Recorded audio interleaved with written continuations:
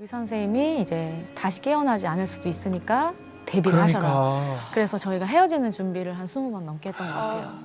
갈대 상자에 담아서 보내는 것처럼 그거를 20번 넘게 했던 것 같아요. 그리고 나서 한 15번째 정도 넘게 전신 마취를 맞는데 은찬이가 엄마! 이렇게 부르는 거예요. 그냥 자면 좋겠는데 엄마! 그래서 왜 은찬아? 그랬더니 엄마 근데 내 침대에는 예수님이랑 천사가 4명이나 있어. 이렇게 얘기를 하는 거예요. 딱 듣는데 은찬이를 눈을 딱 감겨서 다시 수술실로 보내고 밖에서 하나님 앞에 얼마나 회개했는지 몰라요. 안 맡기고 있었구나. 수술실에 엄마는 못 들어가도 이렇게 예수님이 천사들과 함께 들어가시는데 내가 안 맡기고 있었구나. 이걸 밖에서 회개하는데 글쎄 회개를 하고 있는데 그 침대 위에 내가 누워있는 게 보이는 거예요. 그 대전이라는 침대 위에 내가 하나님 저 외로워요. 너무 외롭고 사랑받고 싶어요. 맨날 그러고 울고 자고 있을 때 나는 왜 이렇게 혼자야 막 이러고 있을 때 천사들과 함께 예수님이 함께 계셨다는 게 처음으로 믿어지기 시작했어요.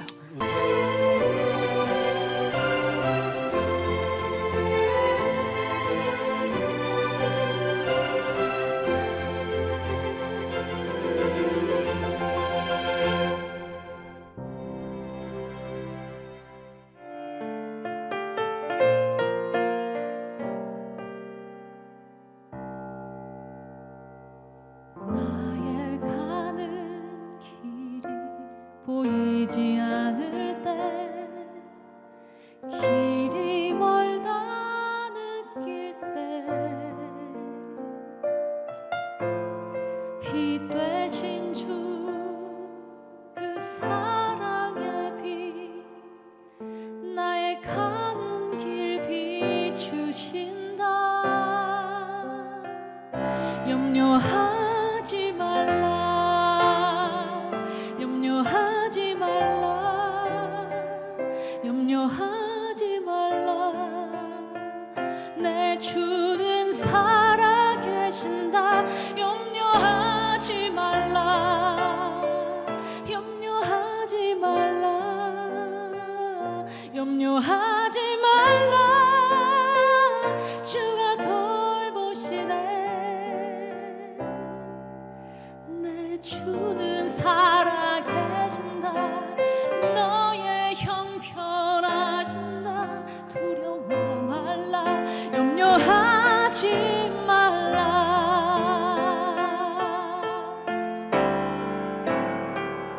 염려하지 말라 염려하지 말라 염려하지 말라 내 주는 살아계신다. 염려하지 말라 염려하지 말라 염려하지 말라 주가 돌보시네. 내 주는 살아계신다. 너의 형편하신다. 두려워 말라 두려워 말라 두려워 말라 두려워 말라 염려하지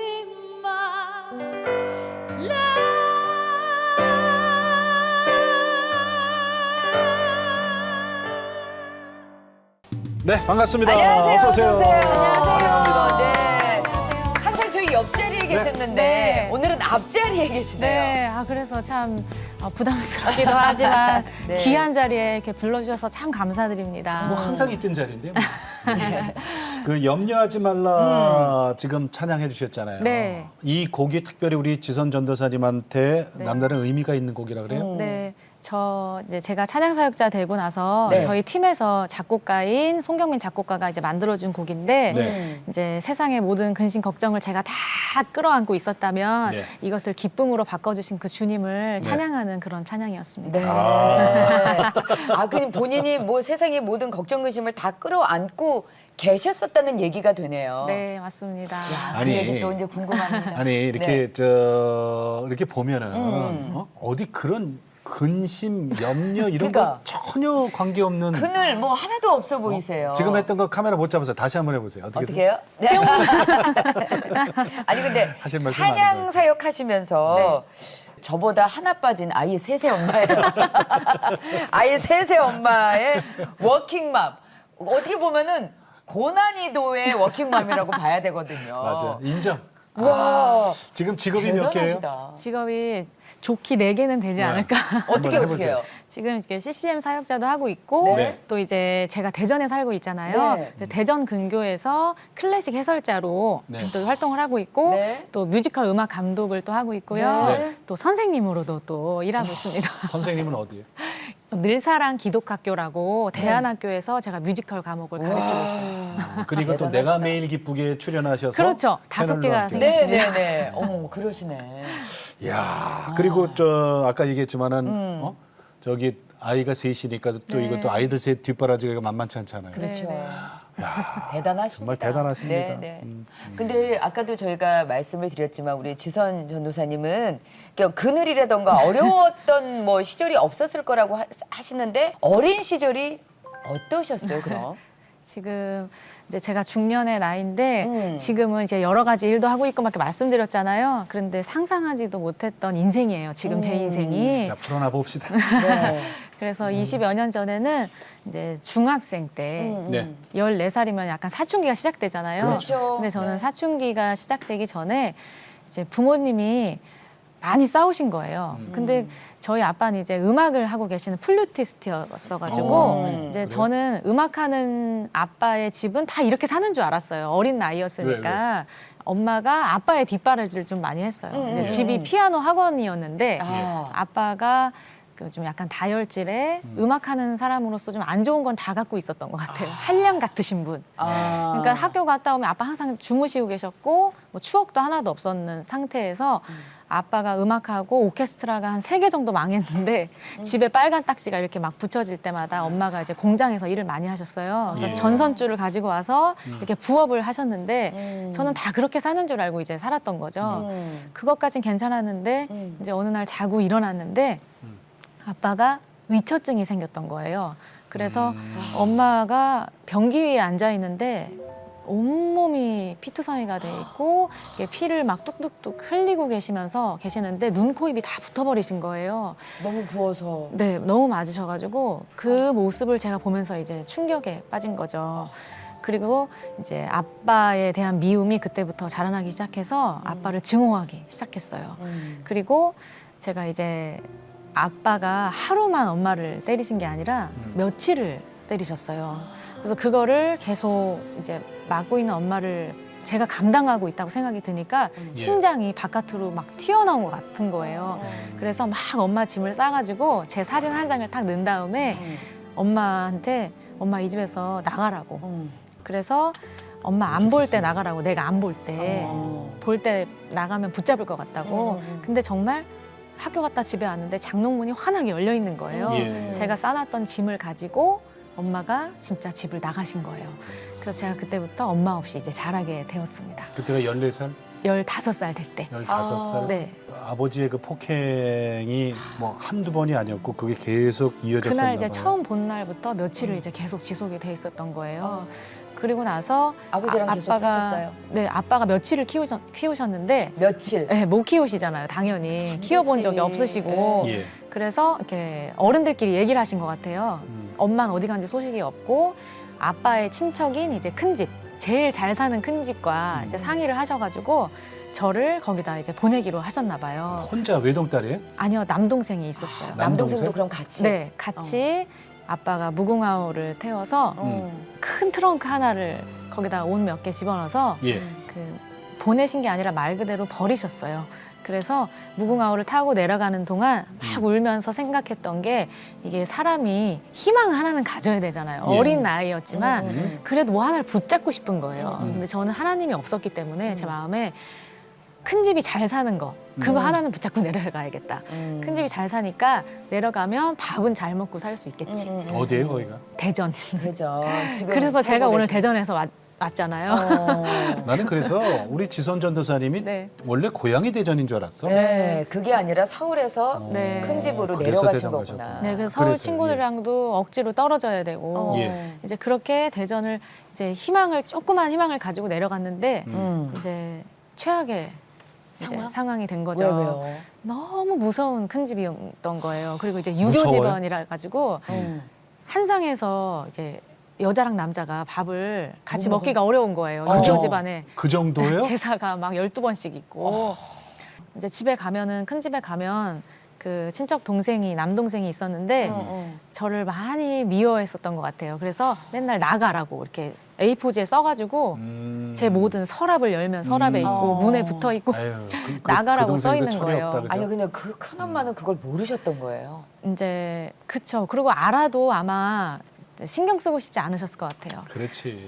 그래서 좀 맛있는 음식 냄새가 나면 냄새만 맡고 있어야 되는 그런 분위기였어요. 눈칫밥에 그 규율과 엄격함이면 야. 네. 숨 못 쉬는 거거든요. 이게 그리고 큰 집에서 우리가 키워줄 때니 데려와라가 아니라 그렇지. 부탁을 해서 내려간 상태니 그럼. 네네. 또 큰어머니께서는 본인이 원했던 바가 아니셨을 것 같고 환영받지 못한 학교가 거기가 학군이 또 되게 좋은 도시였던 거예요. 예. 대전에서도 이제 저희 큰아빠가 카이스트 연구원이셔가지고 예. 그때 학교가 공부를 굉장히 잘하는 아이들이 막 모여 있는데 네. 제가 가가지고 학교 물을 버려놓는다는 그런 소문이 막 돌기 시작해가지고 왕따를 이제 시키기 시작했어요. 친구들이 얘기를 안 하는 왕따였어요? 아니면 어떤 해코지를 하는 그런 거였어요?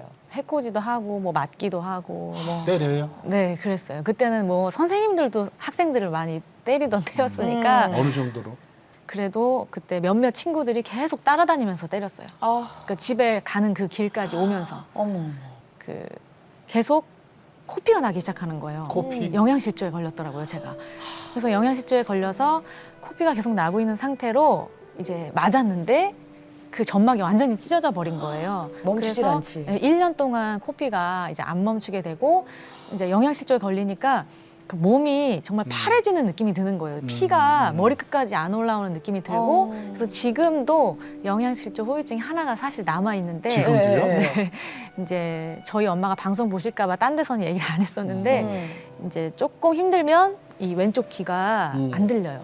그래서 제가 노래하고 찬양할 때 많이 이제 방해가 되긴 하는데 네. 이게 익숙해져가지고 고개를 한번 숙였다가 일어나면 들려요? 피가 피가 돌아. 다시 이렇게 올라와서 근데 이제 그게 중학생 때 판정을 받았었어요. 이게 영양실조로 그 혈액이 올라올 힘이 없다고 이렇게 아주 자세하게 얘기를 해주시더라고요.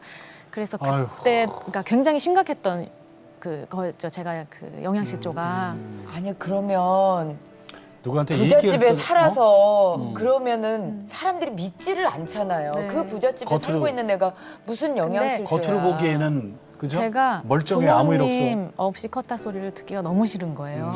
그래서 이렇게 그때는 정말 이 구김살 없어 보이려고 웃고 다녔던 것 같아요. 일부러? 그때는. 네. 그러면은 누가 이렇게 안아주거나 내가 사랑받는 존재다. 네. 난 참 귀한 존재다라는 걸 느끼며 살 수가 없었겠네. 그러니까 누구한테 그거를 얘기도 받으려고 못해. 했던 것 같아요. 계속. 그렇지. 그러니까 결핍이 계속 생기는 거예요. 애정 결핍이.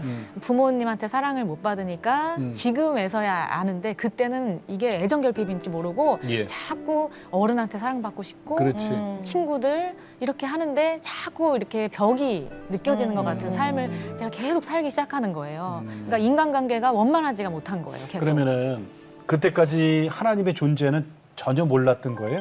계속 영양실조로 이제 쓰러지니까 예. 그때 한 분이 저를 이제 드디어 한 어른이 저한테 찾아와 주시는 거예요. 그게 음악 선생님이셨는데 예수님을 안 믿는 음악 선생님이 저를 찾아오신 거예요. 근데 가장 친한 친구는 예수님을 아주 잘 믿는 개척교회 사모님이었던 거예요. 그래서 이 개척교회 사모님이 항상 이 저희 음악 선생님한테 어려운 아이를 학교에서 찾으라고 이렇게 얘기를 하셨었나 봐요. 예, 예. 근데 우리 음악 선생님이 항상 이제 제가 걸렸던 거야. 네, 그래서 선생님들한테 이렇게 사랑받고 싶어하고 이런 게 좀 표현이 느껴지셨었나 봐요. 예, 예. 그래서 우리 음악 선생님이 야, 너 나 좀 따라와라. 음. 그래서 그때 처음으로 우리 레슨 선생님을 만나게 된 거예요. 개척교회 선생님이었던 레슨 선생님을. 개척교회 사모님. 네. 어. 음악 선생님 때문에. 네네. 그래서 만나게 돼가지고 제가 이제 그때 처음으로 예. 어른도 나를 바라봐 주는구나. 그리고 그때 처음으로 내 하나님이 아니었다가 이제 선생님의 하나님은 살아계시다. 이렇게 믿게 된 거죠. 아직도 내 하나님은 아니지만 개척교회 사모님께서 어떤 거를 가르쳐 주셨던 거예요? 이제 성악 레슨을 성악. 네, 시립합창단 선생님이었던 거예요. 오. 그래서 난데없이 제가 클래식 성악을 노래를 하게 된 거예요. 그러면은 노래는 잘했어요? 잘하진 않았던 것 같아요. 음. 그냥 저희 레슨 선생님 만나가지고 그때 좀 목소리가 좀 이렇게 개발을 시켜주시고 해서 붙은 거예요. 음대. 어머, 네, 학교에 붙은 거예요. 우리 선생님이 나온 대전에 있는 모건대학교에 어. 이제 붙은 거예요. 거기가 이제 감리교 대학이래 가지고 예, 그렇지. 이제 뭐 신학 과목도 배워야 되고 노래도 배워야 되는 그런 학교를 이제 붙게 된 거예요. 그래서 학교를 들어가고 나서 이제 저는 큰 집에서 나가야겠다. 이제 이런 생각만 한 거죠. 이제는 내가 독립을 해야 되겠다. 네. 동생도 있잖아. 네, 동생은 이제 군대를 보내고 그리고 그리고 저는 이제 큰 집에서 나오겠다 하니까 좋아하셨어요. 큰 집에서 나간다 독립한다니까. 하니까. 네. 그래서 이제 뭐 소통이 거의 없었으니까 큰 네. 아빠랑 뭐 대화한 적이 없어요. 아예 없어요. 뭐 이름을 불러주신 적도 없고 그랬었기 때문에 이제 큰 집에서 나와서 방 한 칸을 빌려주는 아파트에 들어가가지고 이제 학자금 대출 받고 그리고 생활비까지 다 이제 빌리고서는 나왔는데 제가 20살에 벌써 이제 빚더미에 올라앉은 거예요. 그렇지. 그렇지. 그거 다 빚이죠.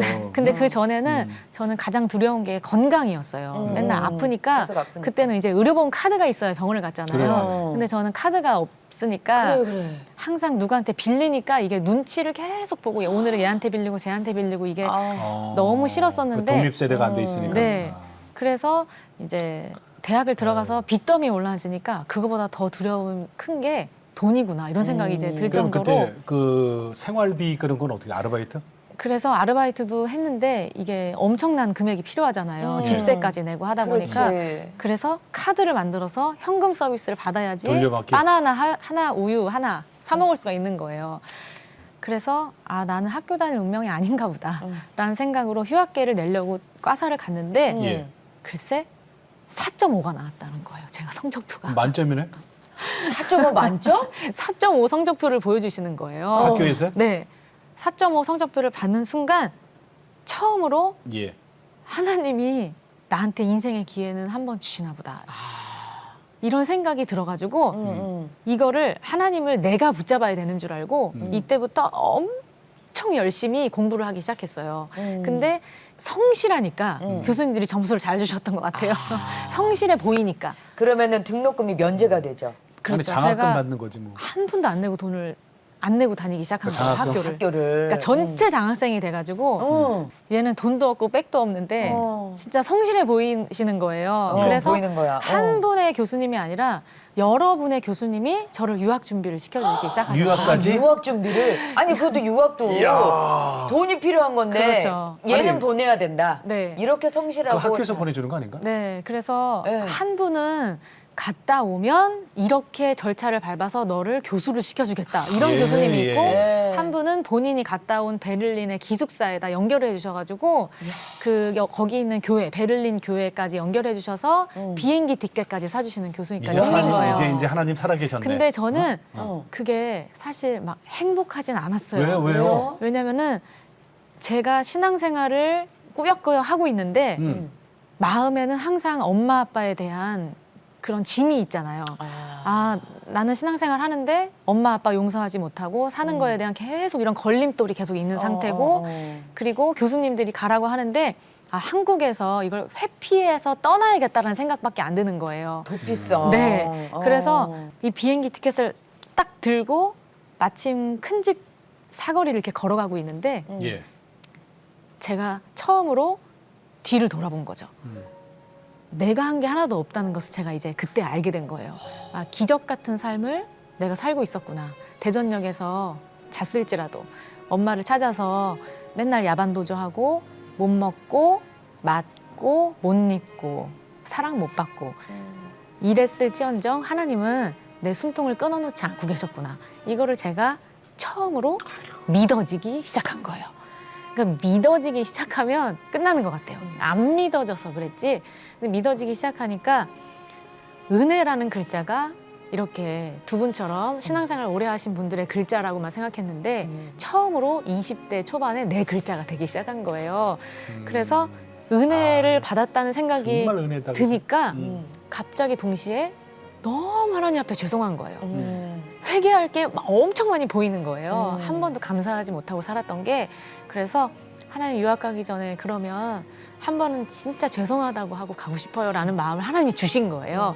그래서 이 비행기 티켓을 들고 처음으로 새벽 예배를 이제 가기 시작했어요. 예. 저는 교회에 들어가면 하나님이 막 호통치실 줄 알았어요. 막 저주하시고 막 난리를 제가 이때까지 했던 거를 막 하나하나 막 혼내실 줄 알았는데 목사님이 말씀하시고 찬양을 부르는데 그냥 이유 없이 다 모든 것에서 나를 사랑한다고만 계속 말씀해 주시는 예, 거예요. 그래서 처음에는 일주일 작정을 했어요. 왜냐하면 하나님 사랑을 받고 나니까 사람도 나를 이렇게 안 사랑해 준다고 하는데 하나님이 나를 사랑해 준다고 하니까 이거를 붙잡아야겠는 거예요. 하나님 사랑을. 그래서 하나님도 사람처럼 나한테 있다가 갈 것 같은 거예요. 그리고 내가 조금이라도 잘못하면 하나님이 떠나가실까 봐 하나님을 붙잡는 마음으로 일주일 작정을 했는데 예. 그 작정이 14일이 되고 예. 40일이 되다가 80일이 되고 100일이 된 거예요. 그러고 나서 내가 하나님을 붙잡는 게 아니라 하나님이 나를 붙잡고 있는 것을 제가 발견하게 되고 그리고 하나님 사랑에 겨워서 하는 작정으로 바뀌어버린 거예요. 그러고 나서 365일 작정을 제가 마친 거예요. 1년을.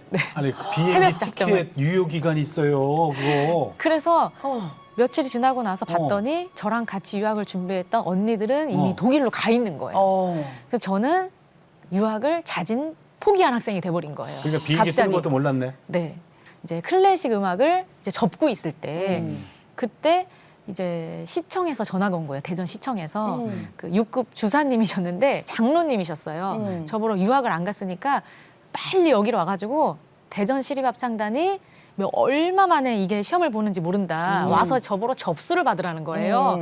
그래서 시험 접수를 막 이렇게 받고 있는데 우리 주사님의 목적은 저도 시험을 보길 원하셨던 거예요. 그래서 접수를 막 받고 있는데 깜짝 놀랐어요. 제가 가려고 했던 독일에서 예. 유학을 마치고 온 선생님들이 너무 많은 거예요. 그 접수하신 시험을 분들이. 보시려고. 아, 이게 성악하는 사람이 시립합창단을 꿈의 직장이라고 생각하는 걸 제가 이제 그때 처음 알은 거예요. 그것도 몰랐어요. 그럼 그 네, 전에? 몰랐죠. 그러고 나서 접수를 막 받고 있는데 너도 한번 써봐 이러시는 거예요, 주사님이. 그분이. 그래서 유학 갈 때 찍었던 그 비행기 티켓에 찍었던 단명한판 사진이 주머니에 있어가지고 예. 그걸 딱 붙여서 예. 이제 시험을 보게 된 거죠. 4차 시험 중에 1차에 딱 붙은 거예요, 제가.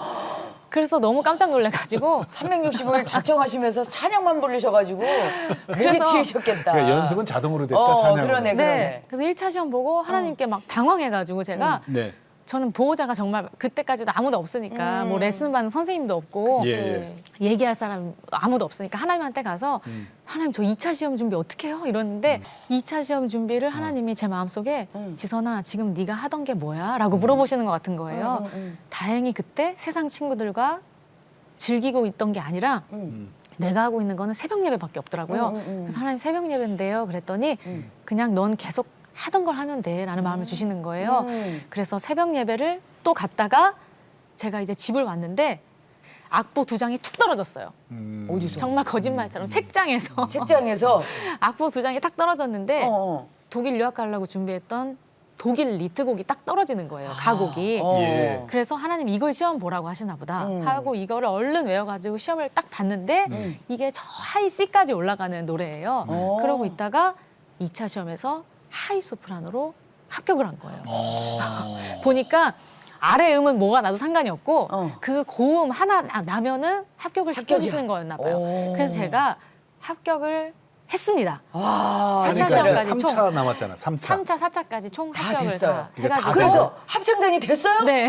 어머. 아니 근데 제가- 이게 그 어렵다는. 이게 왜 꿈의 직장이라 그래요? 시립 왜냐면 저 합창단을 월급을 주니까. 월급 노래하는데 주고. 월급이 계속 따박따박 나오고 또 그리고 노래하고 뭐 연주 가면 수당도 계속 나오고 하니까 안정적인 또 직장이잖아요. 있잖아. 정년이 보장되잖아. 그렇죠. 네. 그래서 노년이 될 때까지 그러니까 공무원격인 거예요. 그러니까 평생 직장이야, 그죠? 네, 그리고 대전은 구급 공무원격을 시켜주는 거예요. 네네. 그래서 그렇게 수많은 분들이 오셨었던 거예요. 이야. 밖에 활동도 할 수 있고. 네, 그리고 그리고 저기 일찍 보장받고. 퇴근하고 아이들도 일찍 다 퇴근하고. 키울 수 있고. 자, 그래서 어머, 세상에. 내가 매일 기쁘게 여기서 끝낼까요? 야. 아니에요. 근데 자 네. 탄탄대로를 이제 걷는 느낌일 거란 생각이 드는데 어떻게 보면 이제부터 본론이에요, 그죠? 네. 왜냐면 이게 항상 어렵게 살았으니까 이게 평안하니까 불안하더라고요. 이거 언제 또 없어지는 거 아니야? 이런 생각이 날아갈까 봐. 드는 그 거예요. 이해가 조금 돼요. 네. 그래서 이거를 평안함이 진짜 내 평안함이 아닌 거예요. 이제 결혼을 하고 아이를 낳았어요. 그래서 2011년에 저희 아이가 이제 5살이 되던 해가 있었는데 이때 제가 유학 가려고 비행기 티켓을 들고 뒤를 돌아봤던 것과 똑같은 느낌의 해였어요. 2011년이 됐는데 그 둘째 아이를 씻기고 있는데 엄마가 설거지를 하다 말고 막 비명을 지르는 거예요. 그래서 나가봤더니 저희 아이 방이 연기로 가득 차 있고 그리고 저희 아이가 시커멓게 된 채로 쓰러져 있는 거예요. 왜? 갑자기? 저희 아이가 그제 아빠가 드러머라서 젓가락을 항상 갖고 놀았었어요. 예. 근데 이제 젓가락을 또 달라고 하니까 할머니도 그냥 주신 거죠. 맨날 예. 이거 치고 노니까. 예. 근데 이 젓가락을 갖고 있다가 욕조에서 갖고 놀고 있다가 네. 온몸이 그냥 다 물이 묻은 채로 그 220볼트에 2개를 쑥 집어버린 거예요. 한꺼번에. 그래가지고 전기 콘센트에 네. 그래서 얘가 이제 전기 감전사가 된 거예요. 젓가락이 하나는 꽂혀 있고 하나는 휘어져서 까맣게 돼 있는 거예요. 젓가락이. 이제 얘를 숨을 쉬게 하려고 막 응급 조치를 하고 있는데 얘 몸 안에서 터지는 소리가 막 들리는 거예요. 팡팡 터지는 소리가 나더니 마지막에 팡 터지는 소리와 함께 이제 대소변이 와르르 막 쏟아져 나오는 게 보이는 거예요. 그러고 나서 얘가 눈을 팍 뜬 거예요. 대소변이 빠져나가면서. 그래서 그때 숨이 다시 돌아오게 하기 위해서 다시 막 누르고 인공호흡을 한 거죠. 이제 신경을 다 관통하고 지나갔나 봐요. 전기가. 그때부터 숨이 다시 돌아오면서 온몸을 사시나무 떨듯 떨고 그 표정을 수십 가지를 막 짓기 시작하는 거예요. 근데 그때 숨이 다시 돌아온 것 같아서 119 이제 전화를 그때 걸은 거죠. 그래서 얘가 죽었다 살았다고 막 이렇게 얘기를 하니까 소변관 선생님이 뭔지 모르고 오셨다가 보시고 진짜 죽었다 살아난 아이를 보신 거예요. 저보다 더 깜짝 놀라시면서 옛날 같았으면 110볼트라 이게 튕겨져 나가는데 예. 220볼트는 집어넣으면 손을 놨다는 것 자체가 기적이라는 거예요, 저보러. 붙어버리는구나. 그러고 2개를 다 넣었는데 숨이 다시 돌아왔다는 것만 해도 기적이라고 막 소리를 치시는 거예요. 그러고서 이제 러닝셔츠 입고 있던 하나를 딱 벗겼는데 젓가락이 엄청난 힘으로 빠져나왔는지 그 심장 바깥쪽에 2군데 스크래치가 난 거예요. 그래서 거기도 이미 아이고. 혈관이 다 찢어져 있는 거예요. 그래서 얘를 데리고 화상병원으로 이제 옮겼는데 대전에서 치료할 수 없다고 하시는 거예요. 그래서 그때 합창단에다 육아휴직계를 내고 이제 서울로 올라갈 때 하나님 이게 뭐예요? 라는 말밖에 안 나오더라고요. 그래서 하나님 이게 뭐예요? 하는데 저랑 그렇게 가까이 계셨던 하나님이 아무 말씀이 없으신 거예요. 그러고 나서 병원을 옮겼는데 이제 10손가락 검사를 한 거예요. 근데 의사 선생님이 오셔서 관절과 신경이 하나도 움직이지 않는다라고 하는 거예요. 그러더니 마지막에 열 손가락 다? 끊어진 것 같다. 신경과 관절이 다 끊어졌다. 그러고 나서 손가락을 봤는데 새끼손가락은 하나가 들러붙어 있고 하나는 뼈가 보이는 거예요. 그리고 이 세 번째는 이렇게 휘어지고 있는 거예요. 그리고 젓가락을 이렇게 잡았으니까 이 바깥쪽과 안쪽이 다 이식을 빨리 해야 되는 상태인 거예요. 그때부터 이제 최악의 상황이 펼쳐진 거죠. 이 네 번째 손가락을 선생님이 갑자기 까맣게 됐다고 보여주시는 거예요. 이게 점점 그 뼈가 까맣게 되더라고요. 그러더니 후 보니까 없어지는 거예요, 뼈가. 그래서 저는 저희 아이의 마른 뼈를 처음 보고 이 뼈가 없어지는 걸 본 거예요, 제 눈으로. 이 뼈가 없어지는 걸 보고 병실에서 나와서 얼마나 울었는지 몰라요. 예. 근데 이게 우리 아들의 손이 없어져서 울었다기보다는 그때부터 마른 뼈가 보이기 시작하는 거예요. 병원을 걸어 다니는데. 이 사람이 걸어 다니는데 살아있는데 생기가 없어서 마른 뼈가 보이는 거예요. 그래서 막 하나님 앞에 절규하면서 하나님 저 사람 속에 하나님 생기 좀 이렇게 후 불어넣어 주시면 안 되냐고. 저 사람 좀 하나님 말씀이 있는 성전 그리고 찬양 가운데 제발 갖다 놓으시면 안 되냐고 막 절규하면서 기도했던 것 같아요. 그러고 나서 하나님 내 인생도 마른 뼈같이 살지 않게 해달라고. 하나님의 생기가 머물 수 있는 그런 인생이 되게 해달라고. 예. 그렇게 계속 기도하는데 우리 은찬이 손은 그래서 안중근 선생님이랑 똑같은 손으로 이제 변했어요. 그래요. 손가락을 심고 이제 엉덩이에서 조각조각 4군데에서 엄청 많이 떼다가 심는 수술을 하고 이식 수술하고 그다음 심장 바깥쪽에 이식 수술을 했어요. 심는 수술이라는 게 뭐예요? 그러니까 배꼽 옆을 뚫고 손가락을 심고 그걸 덮는 이제 그러면 덮어서 그렇게 어떻게 그렇게 해요? 해서 이제 붕대로 다 감고 있는 거예요. 그러면은 살이 살아나요? 그래서 이제 그러니까 결론은 없는 건데 해보자는 거죠. 그렇게 나머지 이제 여기 있는 뼈랑 보호를 하자는 차원으로 이제 하는 거예요. 그런 수술이 있어요? 네, 그렇더라고요. 그래서 그거를 하고 나서 이제 대수술을 했으니까 엉덩이에서 막 피가 마를 날이 없는 거예요. 계속 그리고 떼어내서 붙이고 떼어내서 네, 붙이고. 그리고 계속 살이 다시 나니까 막 간지럽기 시작하는 거예요. 합병증이 생기지 말라고 이틀에 한 번씩 소독을 해야 돼요. 예. 뭘? 그래서 아니 그때 수술실로. 고생들 많이 하시더라고. 네. 소독을 하는데 왜 수술실을 가요? 얘는 이제 어린 아이이기 때문에 합병증이 금방 생길 수 있다고 그러니까 병실에서 주사를 마친 다음에 전신 마취 주사를 마치고 수술실까지 오는 동안 잠이 들게 하는 거예요. 그리고 이제 눈을 뜨고 자요. 얘가 항상 언제 잠이 드는지 모르기 때문에 눈을 감겨주고 산소 마스크를 채워주고 들여보내는 걸 20번 넘게 한 거죠. 하루 20번? 하루는 금식하고 하루는 전신 마취 맞고 이래서 전신 마취제를 20번 넘게 맞았는데 은찬이가 한 10번째 정도 맞았을 때는 의사 선생님이 이제 다시 깨어나지 않을 수도 있으니까 대비를 하셔라. 그러니까. 그래서 저희가 헤어지는 준비를 한 20번 넘게 했던 것 같아요. 갈대 상자에 담아서 보내는 것처럼 그거를 20번 넘게 했던 것 같아요. 그리고 아이고. 나서 한 15번째 정도 넘게 전신 마취를 맞는데 은찬이가 엄마 이렇게 부르는 거예요. 그냥 자면 좋겠는데 엄마. 그래서 왜 은찬아? 그랬더니 엄마 근데 내 침대에는 예수님이랑 천사가 4명이나 있어. 이렇게 얘기를 하는 거예요. 제가 그 어느 얘기를 날? 네, 딱 듣는데 은찬이를 눈을 딱 감겨서 다시 수술실로 보내고 밖에서 하나님 앞에 얼마나 회개했는지 몰라요. 안 맡기고 있었구나.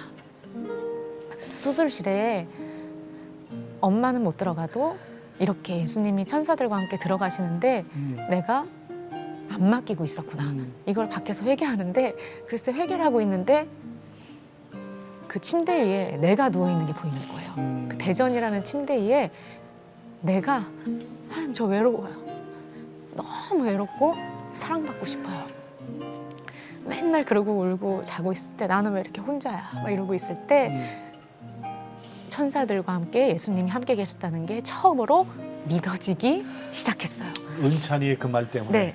그러고 나서 아들 그 말에. 아빠가 보고 싶은 거예요. 갑자기 사람들이 아빠를 어떻게 용서했냐고 막 이렇게 물어보시는데 은찬이가 나오는데 다 은찬이 그 전신 마취하고 산소 마스크를 낀 얼굴이 아빠 얼굴로 보이는 거예요. 그래서 그냥 이유 없이 이 병원에서 나가면 아빠부터 찾아야겠다. 그냥 이런 생각이 딱 드는 거예요. 그 전에는 아빠하고의 소통은 없었어요. 연락도 없고 아빠 연락도 없었어요. 20살에 돈 달라고 전화 온 적이 한 번 있었어요.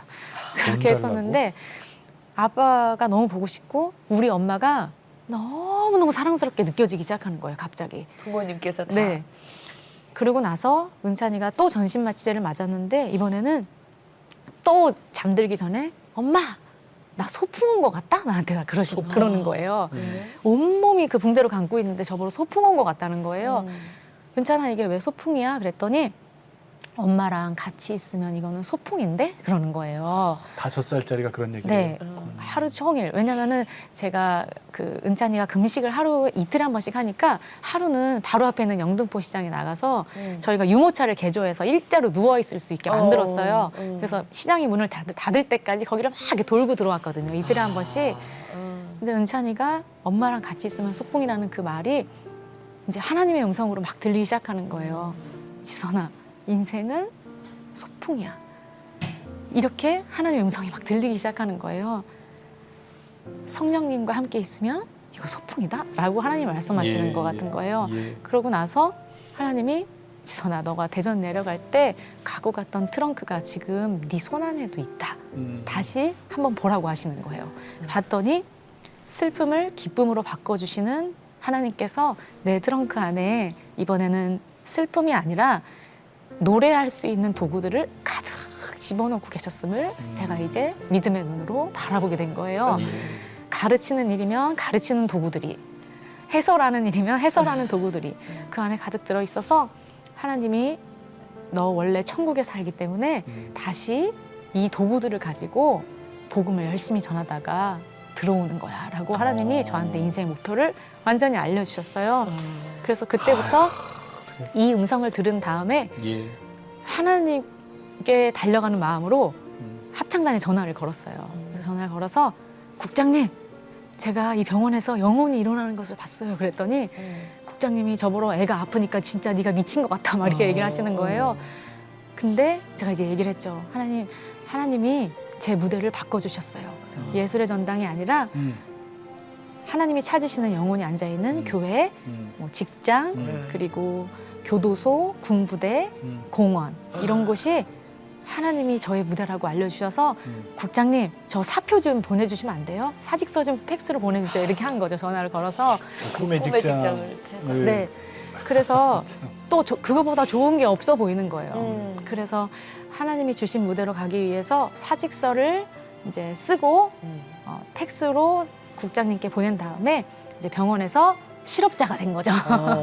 그리고 나서 병원에서 소문이 났어요. 그래서 얼굴이 해같이 밝은 엄마랑 아들이 최악의 환자가 있는데 그러니까 그 정도 되면은 그래서 소문 나죠. 거기 계시는 여자 목사님께서 저를 찾아오셔가지고 저보러 이름이 뭐냐고 하시는 거예요. 그래서 이름이 이렇다 하니까 세계 방방곡곡을 다니면서 찬양하는 찬양 사역자가 될 거래요. 저보러. 그러더니 화상 환자들을 다 모아놓을 테니까 찬양을 하라는 거예요. 저보러. 그래서 그때 이제 찬양을 하고 저의 무대가 바뀐 거죠. 그리고 나서 그때 무슨 찬양했어요? 성령이 오셨네 라는 찬양을 제가 이제 뭐 간증 집회 때도 막 하고 있는데 막 절규하듯이 그때 했던 심정 그대로 이제 제가 노래를 하고 있어요. 그런 찬양을 하다 보니까 아 이게 노래가 테크닉으로 하는 것도 아니고 예. 발성이 좋아서 하는 것도 아니라 예. 뭐 컨디션이 좋아서 찬양하는 게 아니라 예. 내 인생을 들여서 찬양하는 게 맞아요. 진짜 찬양이구나. 네, 네. 이걸 그때 제가 성령이 오신 날을 부르면서 이제 알게 된 거죠. 그러면은 그 현장에 계셨던 분들이 무슨 역사가 일어날 것 같은데? 그래서 제가 이제 그때 본 거죠. 이 사람들이 영혼이 일어나는 것을 제가 이제 본 거예요. 찬양할 때 우리는 연약해서 힘이 없지만 내가 스스로 일어날 힘이 없지만 찬양할 수 없는 가운데 찬양하면 하나님의 의로운 오른손이 나타나셔서 내 이 연약한 인생을 예. 잡아서 일으키시는구나. 이거를 제가 알게 되고 이제 한 영혼을 향해서 한 영혼 찾으시는 하나님 앞에 찬양한다는 게 얼마나 중요한 것인가를 알고 이제 배꼽까지 노래하는 사람으로 바뀐 거예요. 예. 사람들이 지금도 발성법이 뭐냐고 많이 물어보시는데 저는 배꼽이 아픈 발성이에요. 왜냐하면은 한 번 찬양해도 제가 2시간 동안 집회하잖아요. 근데 어디를 가도 몇십 번을 가도 배꼽이 아프지 않으면 한 것 같지가 않은 거예요. 왜냐하면 밥 먹는 것도 절절했고 사랑받는 것도 절절했고 그렇지. 했기 때문에 하나님이 저를 노래하는 거를 절절한 창법으로 만드신 것 같아요. 그래서 기도할 때도 절절하게 하지 않으면 안 한 것 같은 거예요. 그러니까 삶이 이렇게 하나님이 훈련시키셔서 바꿔주셔서 네. 그때 병원에서 이제 훈련을 받고 갑자기 퇴원하라고 그래서 나왔는데 얼마 만에 퇴원이에요? 한 70일간 다 됐을 때 근데 그게 완쾌돼서 퇴원이 아니잖아요. 그렇죠. 그죠? 뭐 누워서 대소변 받아내고 이게 70일간 있다가 관절이랑 이제 척추까지 얘가 다 못 쓰게 된 거예요. 그래서 갑자기 퇴원하라고 해서 이제 얘가 관절 못 쓰게 됐으니까 요거는 재활을 좀 해달라. 그래서 손가락을 이제 조금씩 빼고 재활을 하기 시작했어요. 근데 저희는 이게 응답인 줄 알았어요. 재활을 막 다시 했을 때 걷고. 은찬이가 다시 걷는 게 응답인 줄 알았는데 퇴원하는 날까지 의사 선생님이 이틀에 한 번씩 계속 얘기했던 게 얘는 모든 것이 다 불가능하다. 계속해서 불가능하다고 하시는 거예요. 그리고 학교도 못 다닐 거다. 어. 퇴원하는 날 또 얘기하셨어요. 얘는 장애인이 됐으니까 앞으로 이렇게 절차를 밟고 학교 다닐 생각을 하시면 안 된다. 그리고 정신과 치료도 받아야 된다. 그리고 언제 손상이 나타날지 모르기 때문에 위험한 상태다. 예, 예. 그거를 듣고 이제 퇴원을 했는데 네. 예. 대전에 오는 그날 음. 알게 된 거예요. 뭘? 갑자기 은찬이 오른손이 까딱하고 움직이는 거예요. 신경 다 죽었다 그랬잖아요. 네.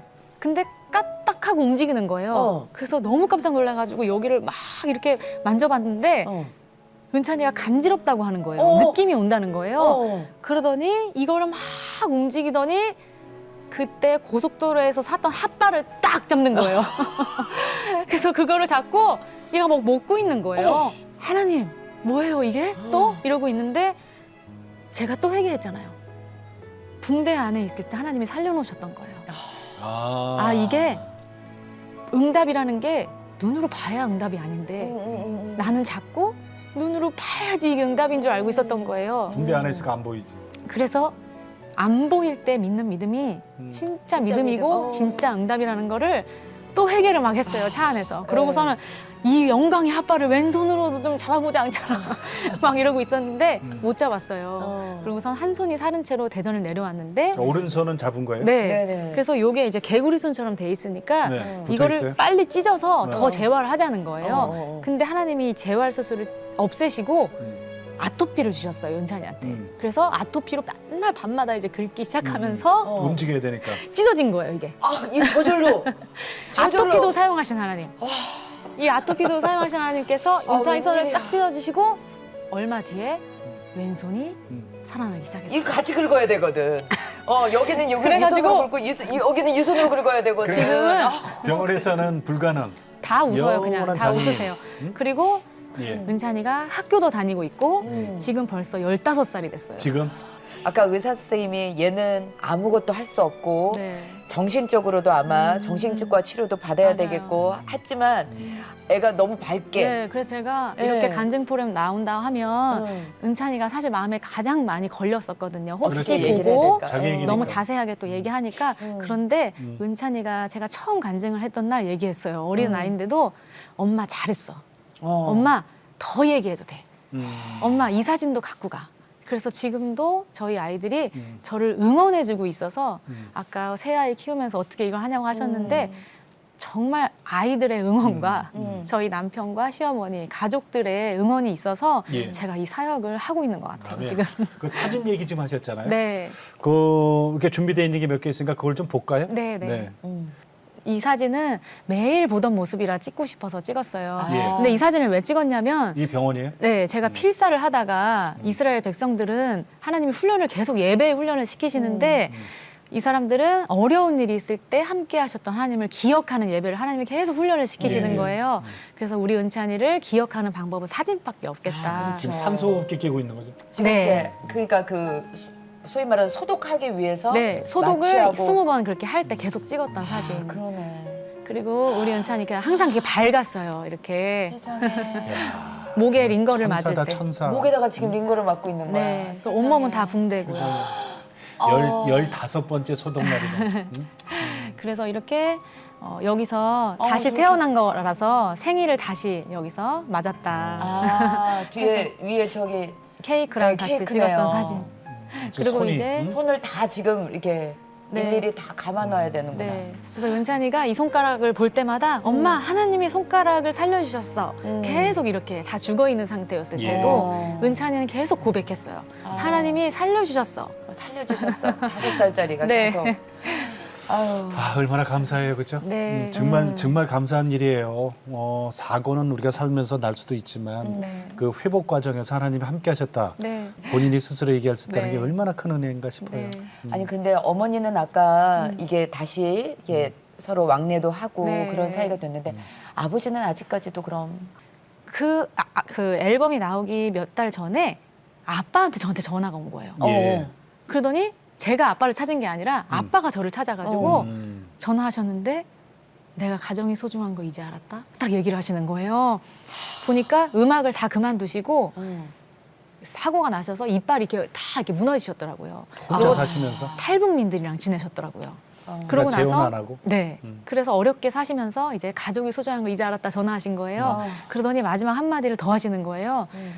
네가 나를 어떻게 용서해? 그렇게 얘기를 하시는 거예요. 근데 저는 아빠가 이런 얘기를 할 분이 아니란 걸 너무 잘 알고 있잖아요. 제 인생의 드라마에 할 수 없는 말을 아빠가 한 거예요. 너무 깜짝 놀랐어요. 아빠가 이런 말 하다니. 근데 제 귀에는 저는 이제 하나님 사랑이 가득 차 있는 상태니까 나 좀 용서해 주면 안 돼, 지선아? 그래. 이렇게 들리는 거예요. 그 소리예요, 그 소리. 그래가지고 소리지. 아빠 사랑하고 축복하고 존경합니다 이렇게 얘기했어요. 교회에서 맨날 듣던 말이 그거니까 사랑하고 축복한다 했더니 그렇지. 아빠가 막 우시는 거예요. 아빠가 우는 걸 처음 봤어요. 그래서 나도 울을 수 없으니까 아빠 우리 이제부터 좋은 추억 많이 쌓고 살자 하고 전화를 딱 끊었어요. 그리고 2시간 동안 울음이 막 나오는 거예요. 배꼽부터 으아 막 이렇게 울고 있는데 이게 원망하고 막 그래서 우는 울음이 아니라 이 울음의 맛이 그때 아직까지 느껴지는데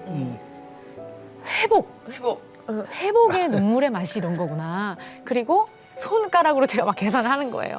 23년 걸렸더라고요. 23년? 네. 그래서 막 눈물이 나오는데 23년을 일하신 하나님이 너무 감사한 거예요. 23년을 인도하시고 이끄시고 우리의 각자의 삶을 만져주신 하나님이 진짜 살아계신 하나님이심을 너무 감사한 거예요. 그러고 나서 아빠랑 좋은 추억을 많이 쌓았어요. 그럼 그 이후로 세상에, 엄마 아빠는 같이 살지 않으세요. 같이 살지 절대 않지만. 같이 살지 않고. 같이 살진 않지만 그렇지만 관계가 완전히 회복이 좋아졌어요. 되셔가지고 아마 그 전에도 이런 관계가 아니었을 것 같은데 저를 이제 거점을 두고 양 옆에 사세요. 그래서 가까운 데서? 네, 두 분 다 워낙 신앙은? 따로따로 사셨기 때문에 신앙은? 두 분 다 엄마 너무 신앙생활 잘하시고 저희 아빠는 지금 아프세요. 많이 편찮으신데 그래도 마음에 이제 하나님을 영적 기도를 다 받으시고 하셔서 아빠도 지금은 너무 하나님의 딸을 좋아하고 그래서 저를 가운데 두고 두 분이 명절 때 요번에도 저는 명절이 제일 싫었거든요. 예, 모일 수가 싫지. 혼자 너무 있을 때는 싫었어요. 싫지. 근데 지금은 가족이 모이는 맛이 뭔지를 음. 제가 40이 넘어서 알았잖아요. 지금 아빠가 용돈을 이제 줘요. 그래. 아빠가 기초수급자인데 그 500원짜리 동전을 이렇게 묶어가지고 5,000원씩 묶어서 저도 주고 손자도 줘요. 그리고 나라미를 받잖아요. 그러면 그거를 쌀. 저 가져가라고 문에 이렇게 내놔요. 뭐라도 주고 싶은 거예요. 그리고 우리 엄마도 아마 이 방송도 또 보실 텐데 그 어렸을 때 저를 이제 못 키우셔서 죄송한 마음이 있는지 미안한 마음이 있는지 우리 아이들을 제가 이렇게 사역을 나가서 할 수 있도록 예. 집에서 선교사가 되어 주셔서 이제 양육해 주고 계세요.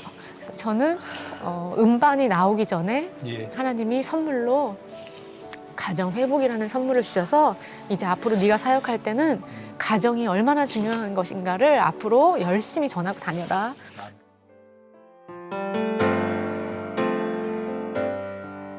내가 이 땅에 태어나 사는 것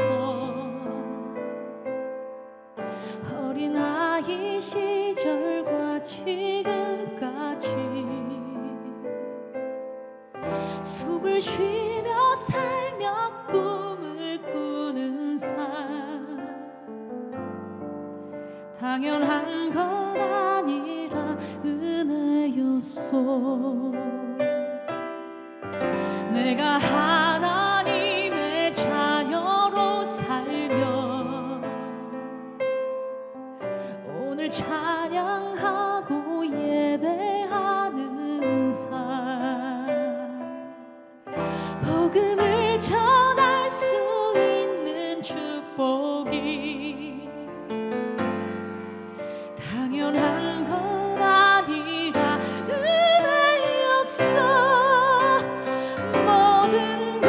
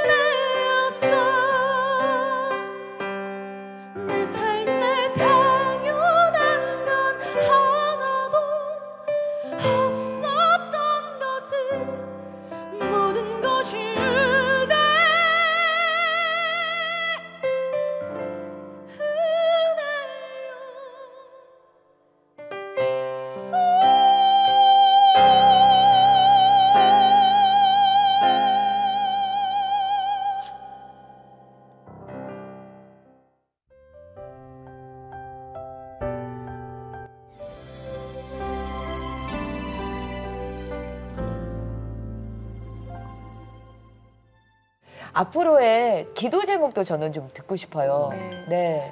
그래서 이제 곧 있을 제가 이제 올해 안에 미국을 또 한번 갔다 오거든요. 예. 그래서 그곳에서 좀 하나님께서 역사하시는 일이 코로나 시기 가운데 일어났으면 좋겠고 또 저희 3명의 아이가 네. 정말 다음 세대의 선두주자가 돼서 믿음 잃지 않고 이걸 잘 전수할 수 있는 아이들이 되었으면 좋겠습니다. 네. 예, 예. 아니 지금 우리 지선 전도사님은 대전에서 왔다 갔다 하시잖아요. 네, 네. 그래서 우리 이 방송국하고 너무 멀어. 그래서 항상 저는 기도 제목 중에 하나인데 네. 오가면서 좀 안전운전 하시고 네, 이렇게 맞습니다. 좀 가깝게 좀 오셨으면 좋겠어요. 그러니까요. 네. 예. 오늘 고맙습니다. 네, 아유, 네. 감사합니다. 지금 어떻게 보면은 하기 정말 어려운 얘기거든요. 네, 네. 개인적인 얘기. 아 근데 옆에서 패널로 있다가 음. 오늘 하니까 음. 그러니까 찬양하고 간증 나눴잖아요. 네. 이 자리에 나오시는 분들이 예. 정말 귀하신 분들이 앞으로도 그럼. 많이 네, 맞아서 맞아요. 정말 저처럼 간증하다가 정말 수많은 영혼들을 다시 한번 일으키는 그 일을 제가 잘 보조할 수 있게 네. 해야겠다. 아니, 보조가 아니고 보조가 마음을- 어딨어요 우리가 그럼요. 같이 은혜 나누는 네, 거지. 네. 저 정말 너무 많이 은혜 받고 있거든요. 우리 너무 좋아요. 네. 그래요. 진솔한에게 정말 감사합니다. 네. 오늘은 여기서 인사드릴게요. 네. 감사합니다. 감사합니다. 아, 우리 하나님 얘기는 해도 해도 끝이 없잖아요. 그쵸. 근데 이렇게 역사하시네요. 응? 저는 지금 들으면서 몇 네. 번이 계속 소름이 끼쳐가지고 그러니까, 여러분들 보고 계시죠? 정말 그 짧은 아직 간증을 하기에는 너무 어린 나이 아닐까라고 할 수 있는 나이일 수도 있어요. 그렇죠. 하지만 그 안에도 정말 하나님께서 숨겨놓으신 정말 그 놀라운 그런 예비하심, 그래. 예, 이끄심이 또 보이네요. 우리 지선 전도사님 많은 말씀 중에서 저는 은혜 지금 가슴에 탁 남는 한마디는 이거네요. 하나님을 믿는 사람들은 하나님을 붙잡고 있는 한 끝난 건 끝난 게 아니다. 맞습니다. 네. 아, 아멘. 이거는 네. 정말이에요. 여기 적어놨어 나는. 네. 하나님을 믿는 사람은 끝난 게 끝난 거 아니에요. 고난이 고난이 아니에요. 네. 예, 이겨내시기 바라겠습니다. 네. 자, 오늘도 주님과 함께 CTS와 함께 평안하게 보내시고 저희는 다음 시간에 다시 뵙겠습니다. 안녕히 계십시오.